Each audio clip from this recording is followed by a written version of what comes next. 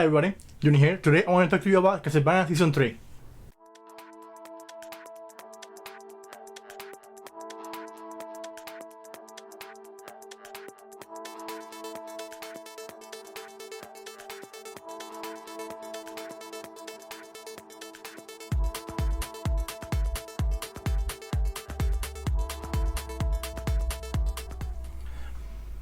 So, Castlevania Season 3 came out today, well, yesterday, by the time you're watching this video, and May 5th, and it was 10 episodes long, so it's quite lengthy, although it will leave you wanting more. That's the one thing that I got out of the season. Let me talk to you about it a little bit more while I show you some of my drawings that are Castlevania related. I did a drawing of Sifa as a magical girl earlier a few weeks ago, and then I continued with the trend, and I drew Alucard and Trevor as the magical boys equivalent. So let me show you what I did. So this is my final post for my drawing of Trevor Belmont. He's supposed to be a magical girl in a Sailor Moon style, also kind of reminiscent to the Sanseiya style by Shingo Araki, which I keep going on about. And I used I used my little posing toy to get the dimensions and the posing. That's why maybe it looks a little bit rigid. So this season of Castlevania season 3, it starts right after where we left off. It's been a few years since we left our heroes. They've been going around on different adventures, and Sifa and Trevor come to a town, and then once they get there, the story starts to unfold. The story also follows more closely on Isaac and Hector, and we get a lot of depth in both their characters. I really like what they did with both of them. There is a lot with Isaac that you do get to know him a lot more, and there's a lot more character development after he got tossed into the desert in last season. And they did a lot also with since they had changed him from his original character design to an African descendant. They did a lot with that, since I guess he ended up in Africa after he got tossed to the desert.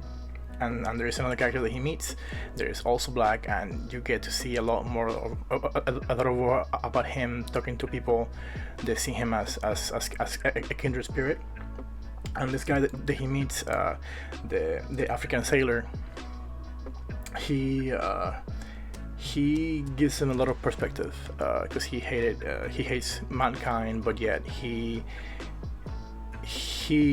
lets him see that there's some conflict within him, that he's not quite as cut and dry in his ways. And I don't want to give any more spoilers as far as that, because there is later a scene where he comes to a different town on his own journey with his beasts, and there is a really cool boss reveal that at first I wasn't sure it was that, and then when I realized what it was just really cool. This kind of things are all peppered with through the whole series. And if you're an avid Castlevania fan, you'll catch on when you watch them.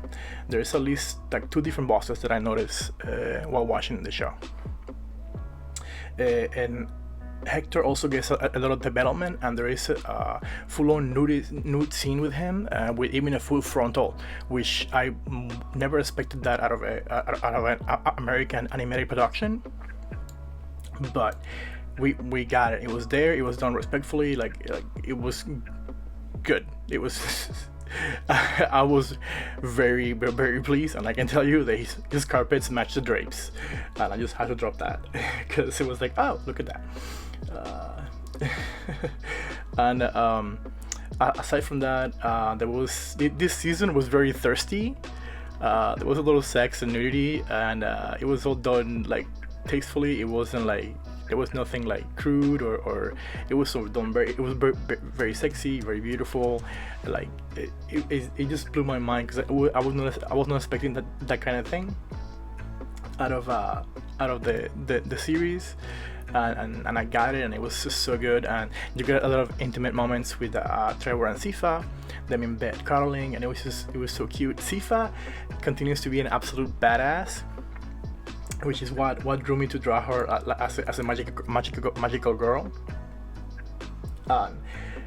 Boy, I've been talking for like 5 minutes now, just gushing about this season. I don't want to give anything more away. I definitely suggest you to go watch it. IGN reviewed this season, and I gave it a 10, a perfect 10. That's a perfect score. And I can definitely see why. The writing is so good. In like just the characters' dialogue. There was also quite a few new characters from Hector's side of the story. He's taken by Carmela on the last one, and she kind of slaves him and drags him behind the horse naked, and that's when we start getting nudity from Hector, which you get a lot of nudity, but he's like in a very bad state. So we meet Carmela's family in a way, her vampire sisterhood, and the two of them are together, like together, and another one, which is the one that I like the most, whose name I have to find out. Hold on. So Lenore is the character that really surprised me from the sisterhoods from of Carmela. She's like she calls herself the diplomat of their group, and she seems very kind of like an aristocratic woman. She carries herself well. She's very well dressed. She's very poised. She has like a constant blush in her face, which is kind of cute. It just kind of makes her seem like she's like constantly blushing. But she's just a beautiful character that was beautifully written, and it totally surprised me. Like, I was not expecting her to surprise me the way that she did, but I loved it, and I love her now, even though well, I'll let you see for yourself, so I don't want to spoil anything. She's super strong. There's a fight scene with her, and she completely destroys Hector. And there are other characters through Alucard's side. Alucard takes in 2 vampire hunters from the clan of one of the Japanese vampires that died in season 2. Apparently, they came looking for him because they have been training, and they wanted to learn more about how to kill vampires, basically. So Alucard takes them in, and he keeps them in the castle. And that's kind of that story goes in some direction. I don't want to spoil anything, but there is quite a steamy scene later on that I didn't think I needed, but I did. This season is thirsty. And I'm not even talking about the drawing, but the drawing that you're seeing now is Alucard, and I did it as a magical boy. And since he uses swords, I changed that to be spades, because spades is also swords in the cards, and that's what you're seeing here. Something else that this season opens your eyes about is about the Devil Forgers and Isaac and Hector and their creatures. So something that I found horrifying was how they create monsters out of people, right? They bring them back from hell and they turn them into something else, and they're beholden to their master, to their Devil Forger. So these creatures, they remember who they are. They sort of remember who they are. Like, they're not just monsters. They're people underneath it all. And that was just a mind-blowing moment. This season was just full of good, amazing surprises. A couple of monsters that I don't want to give up were really, really surprising, especially one with the one that Isaac encounters on this town that he goes, and the way that they did it, and the symbolism. There's a lot of slave symbolism in this season, like slavery, and you'll see it, and it affects basically all the characters. Like, they all come to some sort of type of slavery, either self-imposed or imposed by somebody else because of power or because of political or religious influence. But everybody's touched by some form of slavery in here in this season, and it's just fucking genius. And you should definitely go watch Castlevania season 3 right now. And the animation was top notch. It's still, the Powerhouse Studios are like knocking it out of the park. And so go to Netflix, put on Castlevania season 3, and enjoy these 10 episodes, not 3, sorry. And just binge them. And you're gonna be wanting more at the end because there's a lot of open ground that doesn't get covered, and it leaves you wanting more. And so I just want to finish this video now and show you my finished designs. Hopefully you like my Trevor Belmont with his yo-yos as a magical boy. That'll be his weapon. He used kind of like the whip, but yo-yos instead. And also my magical boy Alucard, which playing cards. And these are the designs right here, all 3 of them together now. And just know that you can get these ones on t-shirts at my TeePublic. The link is gonna be on the description of this video and also on your screen. And I'm gonna show you when I come back what the print quality looks like. So hope you like this video.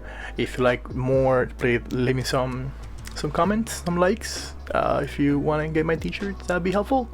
Subscribe for more.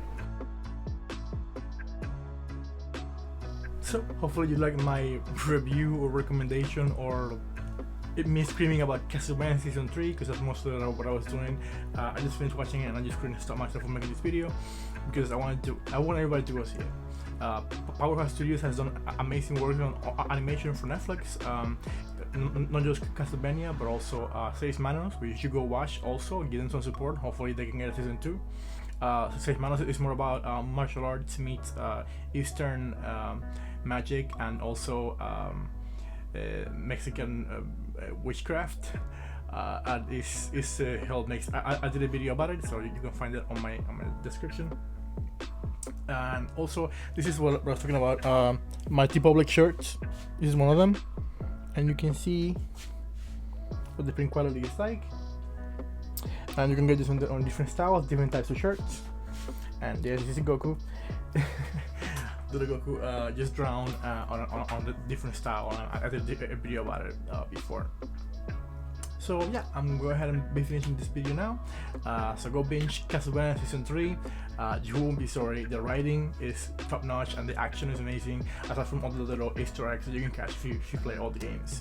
But even if you haven't played the games, the series alone is just a good watch. It's a really good Dracula story, vampires, good themes, some very, very sad and moving moments, and it keeps getting better and better and better. I really don't know what they're gonna do for season 4 because this was like really good.